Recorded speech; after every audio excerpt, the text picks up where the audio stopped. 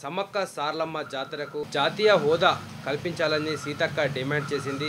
దాదాపు సమ్మక్క సారలమ్మ జాతర ములుగు తాండ్వాయి మండలానికి దాదాపు తాండ్వాయి మండలం మేడారం గ్రామంలో జరిగే ఒక గిరిజన జాతర. దాదాపు ఇది తెలంగాణలోని అతిపెద్ద గిరిజన పండుగగా మనం చెప్పుకోవచ్చు.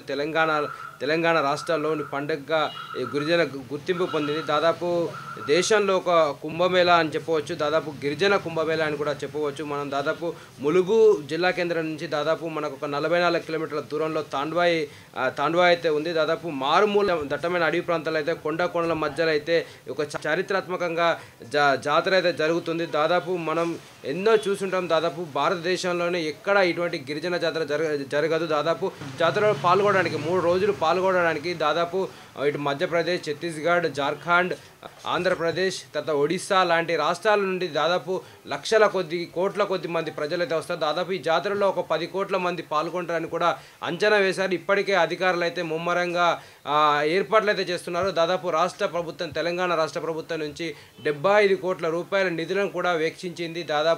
ఇప్పటికే కేంద్ర ప్రభుత్వానికి కూడా ఒక సూచన, అంటే గిరిజన సంక్షేమ శాఖ మంత్రి సీతక్క కూడా ఒక సూచన చేసింది. దాదాపు 10 కోట్ల రూపాయలు కేంద్ర ప్రభుత్వం ఇవ్వాలి, ఇటు జాతీయ హోదా కూడా కల్పించాలని చెప్పి, జాతరకు జాతీయ హోదా కూడా కల్పించాలని చెప్పి సీతక్క డిమాండ్ చేసింది. దాదాపు మనం చూసుకోవచ్చు. దాదాపు 4-5 రాష్ట్రాల నుంచి కూడా పెద్ద ఎత్తున, అంటే ఛత్తీస్గఢ్ లాంటి రాష్ట్రాల నుంచి అయితే పెద్ద ఎత్తున రాష్ట్రం మొత్తం కూడా ఈ జాతరలో మమేకం అవుతుంది. అందుకోసం జాతీయ హోదా కూడా కల్పించాలని కూడా సీతక్క డిమాండ్ చేసింది. ఒక 7 కోట్ల రూపాయలు ఇటు సాంస్కృతిక కార్యక్రమాలకు, ఇటు 3 కోట్ల రూపాయలు జాతర నిర్వహణ ఏర్పాట్లకు కూడా 10 కోట్లు వెచ్చించాలని చెప్పి కేంద్ర ప్రభుత్వాన్ని అయితే సీతక్క డిమాండ్ చేసింది. దాదాపు ఇప్పటికే గిరిజన సంక్షేమ అధికారులు కూడా సీతక్క దృష్టికి తీసుకెళ్లారు. దాదాపు సీతక్క కూడా ఇప్పుడు భారత గవర్నమెంట్కు, అంటే ప్రెసిడెంట్ ఆఫ్ ఇండియా కూడా ఇది ఒక డిమాండ్ అయితే చేస్తుంది. దాదాపు ప్రధానమంత్రి మోదీ కూడా పర్సనల్గా వెళ్ళి కలిసే అవకాశం కూడా ఉన్నట్లు కూడా భావిస్తున్నారు.